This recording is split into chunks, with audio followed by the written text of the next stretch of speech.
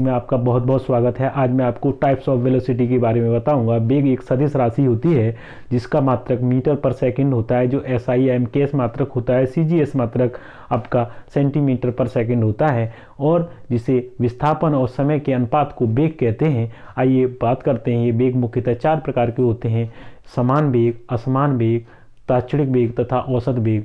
समान वेग को एक समान वेग के नाम से भी जाना जाता है, जिसे यूनिफॉर्म वेलोसिटी, असमान वेग को non uniform velocity, instantaneous velocity तात्क्षणिक वेग को कहते हैं, और एवरेज वेलोसिटी औसत वेग को कहते हैं। आइए बात करते हैं। जो हमारा एक समान वेग होता है उसे यूनिफॉर्म वेग के नाम से जाना जाता है। इसमें क्या होता है, जो कण होता है समान समय अंतराल में समान दूरी तय करता है। मान लीजिए कोई कण है, तो अब ये डिस्टेंस जा रहा है x बराबर 0, तो t बराबर भी कितना होगा, 0 बच्चों।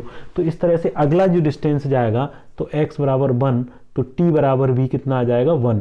तो यानी समान समय अंतराल में क्या होता है बच्चों, ये समान दूरी तय करता है। इस टाइप की वेग को यूनिफॉर्म वेलोसिटी के नाम से जाना जाता है।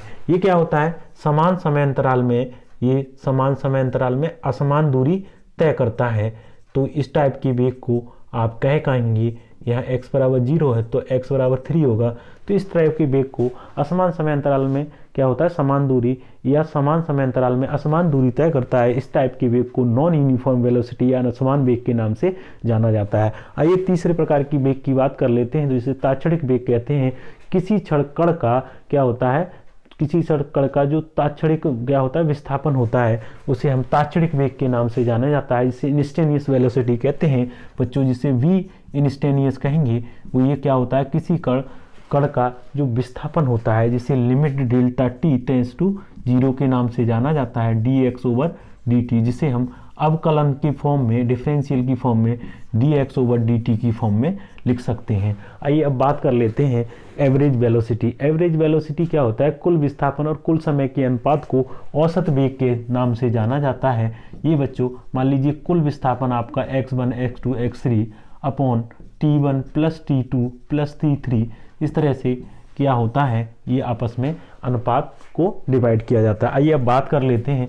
ये इसको आप लिख सकते हैं कि जो x होगा वो b1 t1 plus b2 t2, इस तरह से भी चलता जाएगा। यानी आपने ये पहचान लिया कि जो डिस्टेंस होता है वो क्या होता है, वेलोसिटी इनटू टाइम का मल्टीपल होता है। साथ ही साथ कोई अगर इसमें टाइम, अगर कोई कण 2 बार गति कर रहा है, 2 पॉइंट पे गति कर रहा है, अगर समय अवकल है, सपोज डेट यहाँ t1 इक्वल्स टू t2 बराबर t है, तब इसमें लगाएंगे तो v1 प्लस v2/2, इस तरह के वेग को क्या कहेंगे, आपको 2 वस्तुओं का वेग दिया होगा, उस टाइप की वेग को आप अर्थमेटिक मीन के हिसाब से निकाल सकते हैं।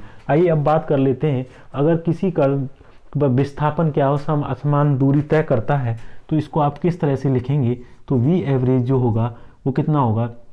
मान लीजिए किसी कण एक ही डिस्टेंस है और एक ही डिस्टेंस को आप असमान वेग से तय करते हैं, जाते हैं, और उसी असमान वेग से जब आते हैं तब यहाँ पर क्या लगाएंगे बच्चों, x/2 प्लस x/2 अपॉन यहाँ जो टाइम होगा उसको आप डिवाइड करेंगे, क्योंकि एक ही डिस्टेंस होती है। तो velocity equals to distance upon क्या होता है, क्या है, डिस्प्लेसमेंट अपॉन टाइम। तो जब टाइम की वैल्यू निकालेंगे तो डिस्प्लेसमेंट अपॉन वेलोसिटी, जिसे हम x/2v1 x/2v2 के नाम से जाना जाता है। अब यहाँ से x जब हम कॉमन लेंगे तो एक ही हमारा का डिस्टेंस है, वेलोसिटी हमारी यहाँ डिफरेंट है, तो इसको आप लिख सकते हैं x कॉमन लेंगे तो 1/b1 प्लस 1/b2, तो x कैंसिल हो जाएगा, तो ये कितना हो जाएगा बच्चों, 1 ये जब सॉल्व करेंगे तो b1 प्लस b2, और जब इसे सॉल्व करते हैं तो ये नीचे हो जाएगा 2b1 b2, जब इसे सॉल्व करेंगे 2b1 b2 upon b1 plus b2। यानी आप मान लीजिए एक कण से दूसरे कण तक जाते हैं, इसे हम अर्थमेटिक मीन के नाम से जाना जाता है। यानी एक जगह की जो डिस्टेंस सेम होती है, आप A से B तक जाते हैं और B से A वापस आते हैं, तो इसमें क्या हुआ, आपकी चाल अलग अलग है जाने की और आने की, लेकिन डिस्टेंस क्या है, सेम है। तब ये हमारा हार्मोनिक मीन होता है, जो औसत वेग के नाम से जाना जाता है, जिसे हम 2v1 v2 upon b1 plus v2 की फॉर्म में याद कर सकते हैं। तो आई होप आपको क्लियर हुआ होगा। मिलते हैं नेक्स्ट वीडियो में। जय हिंद।